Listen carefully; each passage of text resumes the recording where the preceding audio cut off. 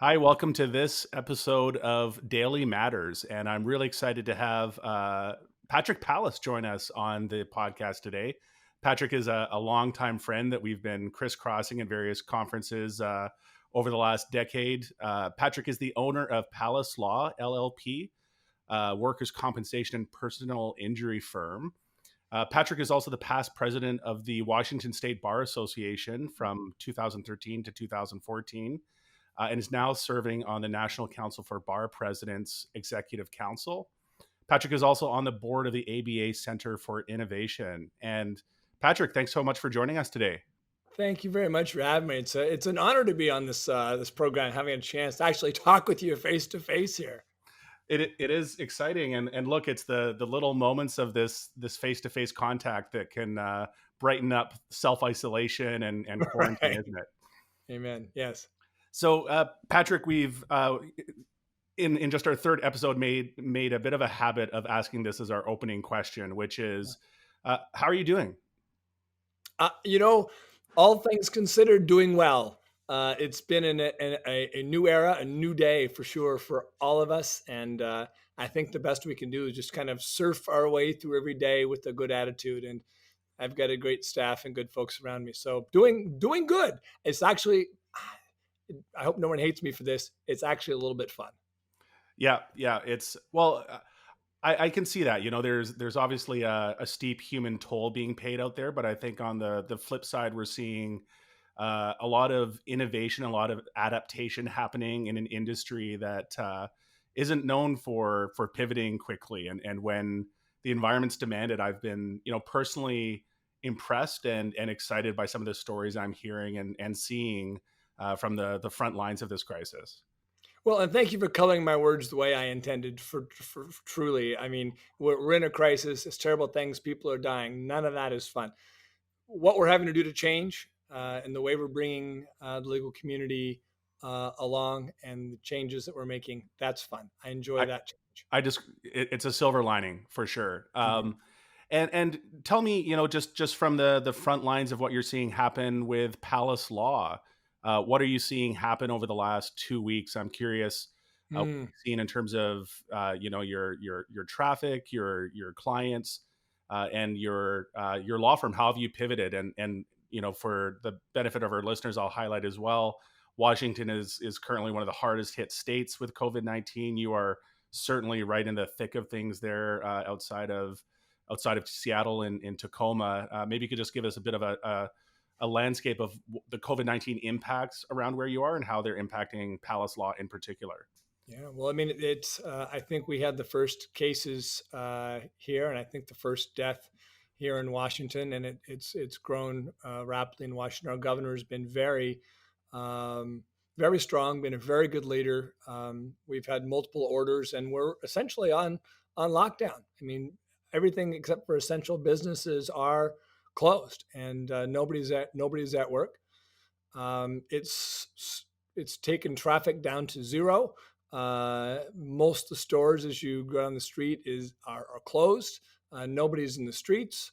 I think this is getting to be more and more common. You go to the grocery store, and frankly, I've only been once in about 2 weeks, but there's somebody outside the store, and they're stopping more than six people from going in, and those six people are done. The next six go in. It's truly a new world. What that's done for us is we have had a firm where we wanted to let people work at home who wanted to. You know, there's 31 people here, and so a lot of people like coming to the office and like that social aspect of sharing. And so we have sent every last person home. I came into the office all by myself today only because I had a number of things I had to get done. Otherwise, everyone's working from home. It's a big shift. Um, but happily, because we'd made so much of that shift in the past years, it wasn't a big curve for us.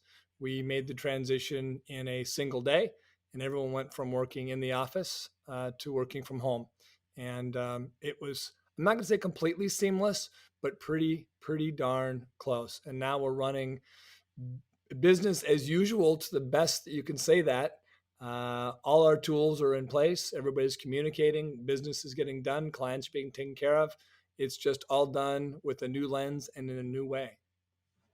So, what are some of the things that prepared you to what sounds like fairly seamlessly transition to a work from home environment for your whole staff? Maybe you can tell me a bit about the both the technology stack that you're leaning on to make this happen, as well as what are some of the people practices you've put into place? Because I think what's so interesting about this transition is adopting cloud based tools that allow for distributed work is one thing, but actually doing distributed work and teaching your teams how to adapt to an environment where you can't just swivel your chair and talk to the person next to you, Right. or have those water cooler conversations that you end up realizing are so valuable, and everything else. I'd love to hear both about the tech and the people side of things. would tell people at conferences in years past that I can run my entire firm from here, and they're like, laugh at me, like, "Yeah, sure you can, haha." You know, but that's really where we wanted to go. And maybe there's a couple of foundational pieces in there, Jack, that I think you'll appreciate. One is we had this idea a couple of years back that it shouldn't matter where you work. You should work where you're most productive. And so we ask everyone, how can you be most productive? How can we help you get there? And for a lot of people, it was, I want to work from home. So we set up a system to be able to get people to work from home. When you take people out of the physical office, you have to have new tools to communicate. So, how can we communicate efficiently and maintain the lines of communication? And that meant we had to do two things. One, have some sort of internal communication system. And second, we had to reorganize our firm so they were clear. I hate to say chains of command, or chains of communication perhaps is better, because I think our structure is fairly flat. It's not a giant pyramid like a lot of others. Everyone is pretty much equal in our firm, working in teams to get things done. We probably look a little more like a tech firm than a law firm. So one of the tools we adapted early on was Slack for communication, and we have a lot of Slack channels. And before we sent everyone home, we were probably something like 3,000 Slack messages a week with my team. And I think we're going to see this week that's going to about double. that's going If to not more. that's going to about double. Yeah. Um, and the teams communicating that way has been great. All of our meetings, and we have multiple meetings throughout the week. Some days have several different team meetings every day. All of that now is by Zoom, and so those are happening as if they were all done in person. We use Trello for our workflows. And so everybody works off the same master Trello boards. And there's, again, probably 20 plus, maybe 25 Trello boards. And then everyone has their individual Trello boards that they work their workflow. So the Trello boards, we work as a team. The Slack communication, we can work as a team or individually. Zoom to see face to face. And then all of our computers is cloud based. Obviously, Clio, our case management system, where we manage all of our cases, have all of our contacts. All of that really is the centerpiece for all of this, because everything that we do with Trello and Slack is a combination of zaps and in and out of our database. So that a lot of our tools are automated and standardized. So Clio serves as the center for all of that, and it's the spokes go outward for all the things that I just mentioned. All of that was in place before the lockdown. We just expanded it dramatically overnight. Yeah, it's. I'd love to pick. I think we'll need to have a second conversation going a bit deeper on your tech stack, because you've built some really cool stuff with Zapier and linking all those tools together in a really seamless way. It's very impressive. Um, maybe looking at the people side again, Mhm. Patrick, in kind of lacing together all of these different tools, and from a firm that was already partially distributed, and you built some of that muscle already. Have you been surprised by any aspects of having your entire staff work from home? Again, almost in an overnight kind of way. A pleasant surprise. It's worked. Yeah. You just don't know until you do it. And the people that were the most reluctant to go home, like, well, my kids are there and my husband is there and he's always around and I don't have a space. I'm working on the kitchen table. And you know what? Everybody got it resolved that quickly. And the two people who really didn't want to work from home have both told me privately, I am more productive. I am really surprised how well this is working. Um, I will say this was a really unexpected piece and one that I guess is a warning to all of your listeners. Um, the amount of scams and phishing schemes um, have escalated dramatically. Those who are trying to take advantage of the rest of us know that we're all working from home. Maybe we're not also tech savvy, that we're really subject to these scams. We have just been bombarded by scams. People trying to break into our system. One of our emails was corrupted this week and it caused all kinds of damage. We've now gone to a multifactorial verification system. We had only had a single verification system, in the past that was fine. Now it's multiple steps. Yeah. And that's because of this changing world. And that's happening right now. And if firms aren't being careful or upping the ante on their security, boy, do it and do it now. Yeah. No, it's a great piece of advice, and I've read about the elevated level of phishing scams and other exploits happening. I think hackers just realized that there's a moment of vulnerability here Mhm. where people are probably a bit more susceptible to this. Staff are a bit more susceptible to it because they're seeing so much change. So I think that's a great call out. And just to elaborate on the technical piece you were touching on there, it's two-factor or multi-factor authentication that you implemented. Yep, right, yeah, And again, for listeners that aren't familiar with this concept, in addition to your password to log on to a system like Clio or like Google Apps, you provide a second token of some kind. Maybe it's generated by your phone. right. It might be a text message code you receive. There's authenticator apps you can install, which are actually more secure than text-based codes. And that's what you migrated to across your systems to layer in a bit of additional security. All of it in like 24 hours. Yeah, it's so important, though. I think that's a great call out. Patrick, maybe I think you're at one end of the spectrum of I think being extremely technically literate, having a very tech enabled law firm and having long embraced many of the tools that are based in the cloud and help your law firm just run really productively and deliver great experiences to your clients.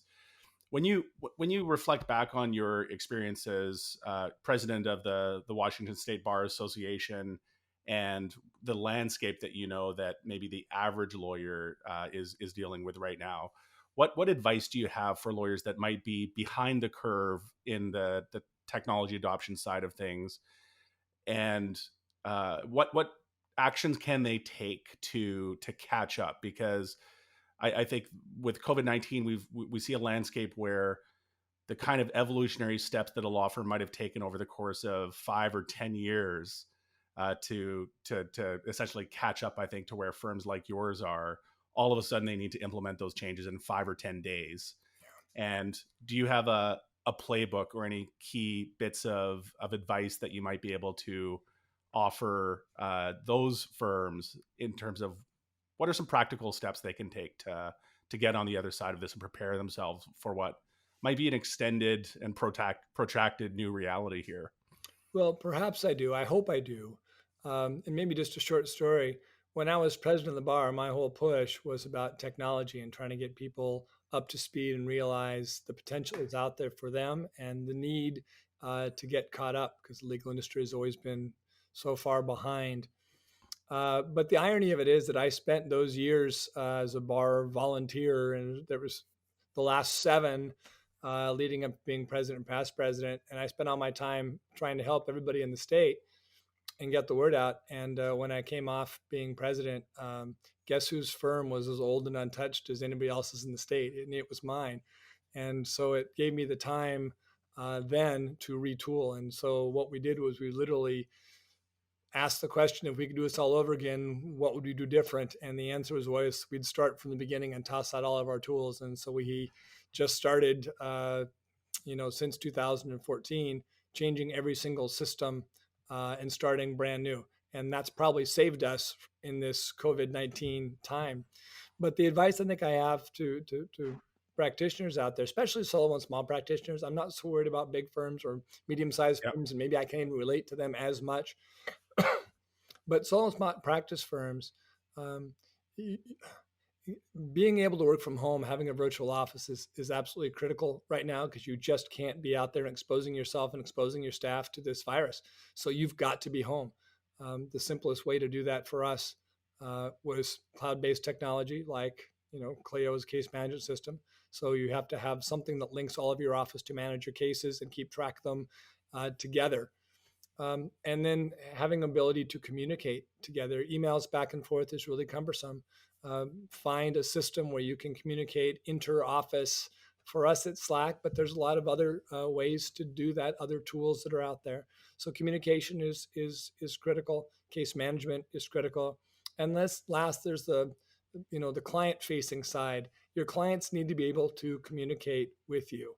Um, in this cell phone world, I think lawyers get sometimes troubled by carrying their cell phone around and giving all the clients their number or blocking it. If you use something like Microsoft Teams, your phone is just the conduit, and no one sees your phone number, and you can call your clients, and your clients can call you, and you're protected. And it's a really nice way to handle that communication. We've also taken real steps to make sure all of our clients know how to use Zoom. We send them links. We give them training if they need it. We talk them through it on our cell phones, because I think there's something about face to face during a crisis that really calms you down. People need to see you face to face. And for the piece where you want to take in new clients, like, okay, so I'm maintaining my current clients. What about taking on new cases? I think Zoom, again, is a really vital function there, because if you can't shake a hand, and at this day and age, we're done shaking hands, seeing a face to face, having eye contact, communicating, being able to hear their voice and share your solutions to their problems is critical. So being able to have a Zoom conference with the client will keep bringing clients in. So I think those are the basics that I'd say to people, which is, if you're not tech savvy, it's not too late. There's a couple of tools you need to have. You're going to find them if you haven't found them already, but do it now. I think we're in for a long haul. And the more time that you waste, the more revenue you lose, the more clients you may lose too.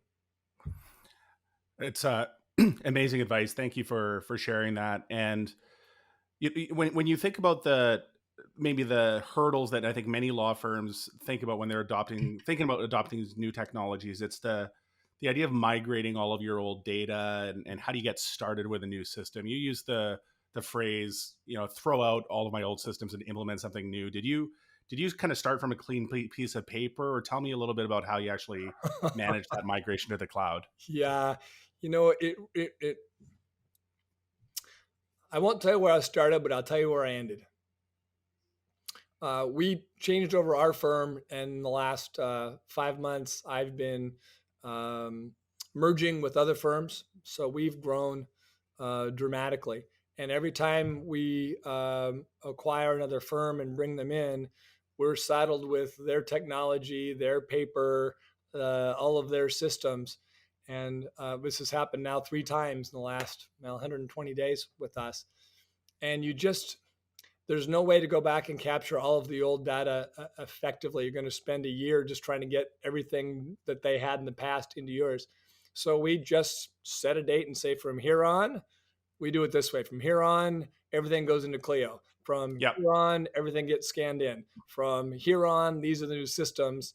And we've had to cart around some paper and store it, but happily, all of this paper and junk that we've carried around, no one's opened it up. No one even cares. It's not really relevant. What you started from here forward works. Yeah.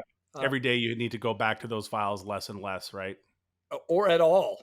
Yeah. I Yeah, I think it's a great piece of advice, and one I've certainly talked many of our customers through as they've migrated to the cloud, is just pick that line in the sand, do a cut over, and just start using whatever it is. Start using your new system, whether it's Clio or some other system. There's lots of great systems out there.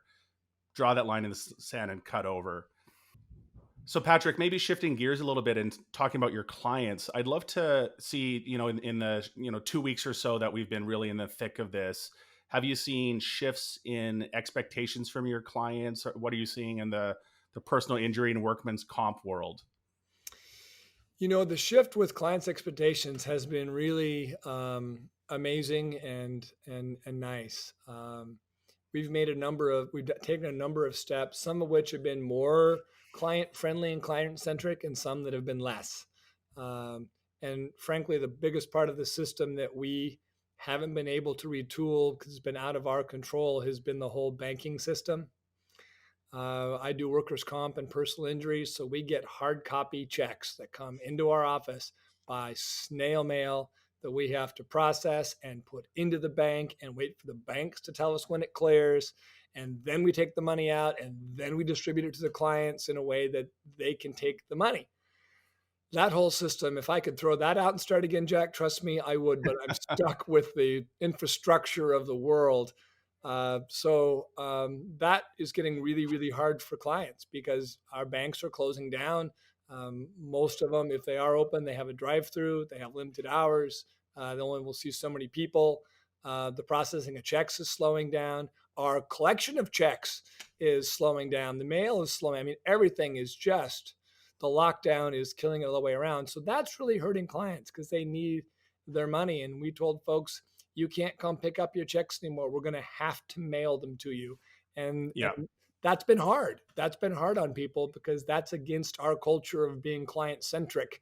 Now we're making them wait a little bit longer. So we'd started on the path of trying to do things like electronic transfers and electronic banking. And boy, I'll tell you, I wish we had just pushed our banks a little bit harder. We have a bank we're working with who really is trying to be that forward thinking consumer centric bank. And I wish we'd pushed harder because now we're still trying to, with nobody in the office, process checks, sign checks, go to right. banks. Yeah. That's tough. But the clients, you know what? They haven't been complaining. I That's the guess positive thing. another silver lining here maybe in that you can hope for some transition to electronic payments, ACH, and other kinds of electronic payments as the situation evolves here. I hope so. We're certainly going to push hard when we get that next opportunity to do that. Um, Clients, it's a hard system. It's frustrating, but clients have been very, very good. Clients have been accepting all the way around, and uh, not being able to come to the office, not seeing face to face, not being able to shake hands. That culture shifted that quickly, and I think based on what's happening in the world, everyone is very accepting of that. So that hasn't been a Palace Law problem. It's been a universal problem. Everyone's accepting it. The other shift, maybe with clients, is new clients. And workers' compensation represent people who are injured on the job. If nobody is on the job, nobody is getting injured. So at the moment, we just finished our management meeting this morning. We keep, dozens of. I have a stack of stats we go through every day, once a week for our summaries. So far, cases aren't down. We're just starting to see that downturn. I suspect in the next couple of weeks, that's going to be a big difference with less calls coming in, less cases coming in. For now, it's steady as she goes, and nothing has really changed. But I think that's going to be very telling. Jack, if you and I talk in 3 weeks or 4 weeks, my guess is, based on the trend lines I'm seeing, our business is going to slow a lot. And you know what? That creates a whole nother layer of what do you do as a business owner trying to take care of clients when you can't settle cases, you can't take in cases, when the insurance companies are closing down, when the government's closing down, and yet you have this responsibility to all of your clients. It's really going to be interesting to surf that. And I know that I'm not alone. Uh, there's criminal defense lawyers who can't go to court. There are, jails that are locked down. You can't go see your clients. Uh, Courts don't have hearing dates. Supreme Courts and Court of Appeals have closed doors. I mean, it's across the board. The entire justice system is grinding to a halt, and all of us who make our living trying to help people are going to have ourselves confined in so many ways. Yeah, you're 100% right. And the broader economy grinding to a halt, almost every practice area you can see being impacted. People aren't getting in accidents because they're not in their cars driving to work. Their companies aren't doing acquisitions or going through funding announcements or doing IPOs or doing any of the things companies normally do. So you just think across the landscape of almost every practice area, and the economy being at a standstill is uh, going to be really hard to navigate. And I will certainly check in with you in 3 or 4 weeks. I think it'd be great to also talk about maybe. I know you're very innovative in terms of how you approach marketing and the way that you build your client base, and would love to check in on maybe some new things you're trying out on that front. I love to talk about that. Can I mention one other thing too? You also asked about advice to other firms. Yes. I didn't say this one. It's I think really important and maybe getting late in the game. I've been a strong believer about how you run your firm financially. One of the things we always try to do is have an absolute minimum of 2 months of complete expenses in the bank, and always have our tax reserve, our full tax liability in the bank. Yeah. Um, I think when you're going through good times, that's easy. When you're going through bad times, you're always very thankful to have that cushion. I say 2 months at a minimum. I know that we have all that money in the bank. We have a good working capital bankroll. But these next 6 months, I think, are really going to test that. And if you're a practitioner who hasn't been putting money into your bank and haven't been saving, for God's sake, don't spend more money. Don't make big investments. Be It's super smart and try to save every penny you can. it's great advice. In the startup world, we talk about the concept of runway and how much runway do you have if you just Yes. divide, your burn rate, how much are you spending per month into the amount in your bank account, and everyone should be thinking about how much runway they have right now. And uh, even 2 months may not be enough to weather this storm. That's the scary thing. The Maybe to conclude, Patrick, we're getting close to time here, and I'd love to end on a note speaking about mental health. And I Hmm. know you're a dedicated practitioner of yoga, and I'd love to hear about how yoga or maybe any other practices you might be adopting are helping you navigate this crisis from a mental health perspective. Well, I don't think what I'm saying is unusual. In fact, maybe I'm Captain Obvious today. Everybody is super stressed out. I'm Everybody. seeing it in my staff. I'm seeing it in my friends and family. I'm seeing it in my clients. What would have been a small issue is now worth yelling about. What was something that was a bother is now outrageous. Everybody's tensions are so heightened. And frankly, I found myself falling right into it. You're around a bunch of people and everyone is freaking out about something, and you find yourself elevating in your voice and your intensity. Um, the first thing I had to do was recognize that was happening, and then try to find the space so that when other people were reacting, I was not. It's really hard to be a leader in the bar, a leader in your office, or leader even your own family, if you don't have your feet on the ground first. So for me, the practice of yoga or meditation, quiet time, um, when something seems terrible, and this right now, there's lots of things that seem terrible. A friend that's in the hospital, um, worried about your finances and your business, worried about your family, whatever it is. There's a lot of things we can worry about. Um, Finding that space to be quiet, finding that space to get your feet in the ground. Yoga for me is the tool, but maybe it's going out and running every day. Maybe it's going out and hiking, whatever. My strong advice is that everybody around you needs you to be grounded. They need you to be calm. They need you to respond, not react. They need to have you with full reasoning. And maybe this is the piece of all of it. They need you to have perspective, because it's so easy right now to lose your perspective on everything all the time. Um, Yoga is my tool. And like I said, maybe I'm just Captain Obvious. Everything I just said, everyone's like, yeah, duh.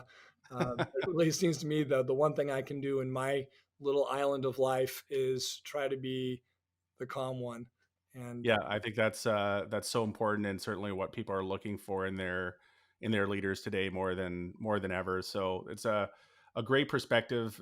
Patrick, we could go on for another Yeah. few hours left to our own devices, but let's put a bookmark in there, pick our conversation back up in a few weeks. There's so much more I'd love to dig in with you, including your tech stack, your approach to being data driven in your law firm. And I think at that point, you'll have some highly evolved KPIs that you're looking at with respect to what are leading indicators around the COVID-19 crisis.